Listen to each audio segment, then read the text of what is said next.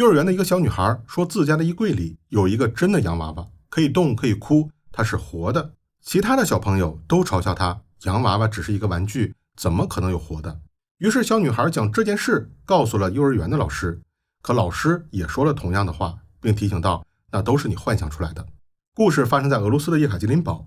2020年10月6日夜晚，尤利亚季科娃在家中举办了一场宴会，庆祝她找到了一份新的工作，在机械制造厂做会计。不过在客人们的喧闹里夹杂着一阵哭声，起初人们以为是听错了，但渐渐的每个人都注意到了哭声，像是一个婴儿饥饿的哭声。那声音并不远，似乎是从卧室里传来的。客人们问道，尤利亚，你听见哭声了吗？尤利亚回答道，不，什么都没有。客人又问，你听不到吗？那声音就在卧室里。说着，客人向卧室走去。尤利亚突然站起来挡在了门口，他说，卧室是禁止进入的，任何人都不能碰他的私人物品。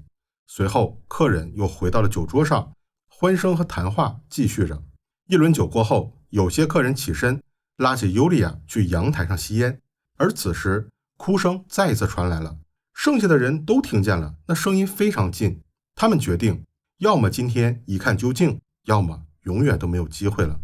随后他们偷偷地打开了尤利亚的卧室，房间里空荡荡的，床上也没有婴儿。他们检查了床下、家具的后面，什么都没有。尤利亚就快回来了，客人们准备离开卧室，突然从衣柜里传来了沙沙声，好像有个什么东西在移动。于是他们打开了衣柜，被眼前的一幕惊呆了。衣柜的最下层有一个黑色的运动包，里面竟然躺着一个婴儿，是一个女孩，她还活着，但是瘦的只剩下一副骨架。客人们将孩子抱起来，这引起了婴儿的恐惧，他发出了尖叫声，尖叫又引来了他的母亲。尤利亚很平静地对朋友们说，这个孩子刚出生的时候就死了。但是客人们将婴儿展示给尤利亚看，他还在动，甚至还能摸到脉搏，他没有死，还活着。随后人们呼叫了救护车，并同时报警。客人们追问尤利亚，这个孩子是谁的？尤利亚支支吾吾，最后承认是自己与前夫安德烈切科夫的孩子。婴儿在衣柜里已经长达162天了，但是他的母亲却从没喂养过。那么他又是如何活下来的呢？2019年，尤利亚的丈夫背叛了她，她想要离婚，与另一个女人一起生活。但是她与尤利亚已经有了2个孩子，一个13岁的男孩和一个4岁的女孩。她要把孩子留给尤利亚抚养，但是尤利亚却不同意离婚，两人爆发了激烈的争吵。然后安德烈家暴了她。不仅如此，安德烈又侵犯了尤利亚。为了彻底让尤利亚死心，安德烈还在社交平台上发布了与新情人的合影。这一系列的手段终于让尤利亚同意了离婚协议。但很快尤利亚就发现自己怀孕了，但是她决定向孩子的父亲隐瞒这件事。孩子的父亲安德烈此时已经与她离婚了，但是尤利亚还没有搬出前夫的房子。安德烈发现尤利亚的体重逐渐在增加，于是询问她是否怀孕了。尤利亚挥手否认了这件事，她不想与安德烈交流。2020年春天，尤利亚从生育基金里领了一笔钱，又向父母借了27万卢布，在叶卡捷琳堡附近的卡尔平斯克市买了一套新的公寓，搬出了前夫的家。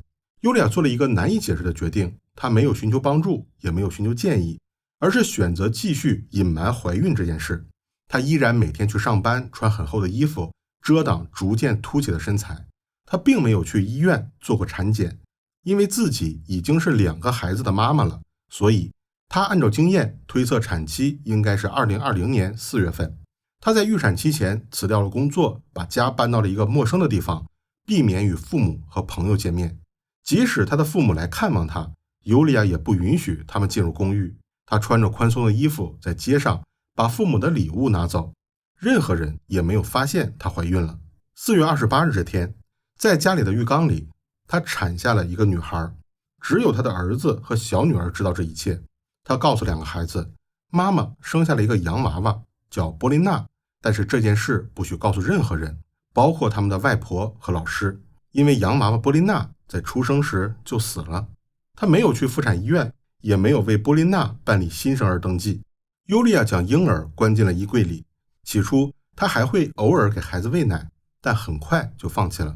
他想要饿死这个女孩，但奇怪的是，孩子居然活了下来，并且一直活到了162天。发现的时候，孩子的体重只有3100克，而正常体重的婴儿应该是7到8千克。所有人都认为这是一个奇迹，孩子的外婆甚至给他起了一个名字，叫瓦雷吉卡，意思是女巫。他认为是女巫的力量让他活了下来。但经过调查，事情的真相与神秘没有任何关系，是13岁的儿子，他看到了自己的妹妹小布琳娜，他知道母亲在骗他，妹妹根本没有死，于是他偷偷的用奶粉和牛奶还有咀嚼过的面包当做食物喂给妹妹，他还给妹妹洗尿布。就这样，衣柜里的小布琳娜竟然活了下来。小布琳娜被救护车送到了儿童中心，检查发现，不但婴儿的体重太轻了，还出现了器官功能紊乱、蛋白质缺乏和发育迟缓，患有3度营养不良。于是又通过直升机把他送到了叶卡捷琳堡市中心医院接受更好的治疗。那么尤利娅这样做是为了报复前夫，还是存在精神问题呢？通过检查发现，尤利娅的精神状态是正常的，她不存在幻觉或者严重的产后抑郁症。不过她患有另一种疾病，叫唾液腺肿瘤。她接受了几次手术和放射性治疗，在治疗后，她的心理状态会崩溃，荷尔蒙分泌也出现大幅度的波动，她需要有人照顾她和支持她。但是作为丈夫的安德烈碰巧在这个时候与她离婚了，这是导致尤利娅出现极端做法的原因之一。那么安德烈作为父亲，他是否了解有一个女儿被关在衣柜里呢？安德烈说，他自己并不知道衣柜里有婴儿，但是安德烈没有通过测谎实验。他的儿子说，父亲来过5次，他看到了衣柜里的女儿，可什么都没有说，也没有做，就离开了。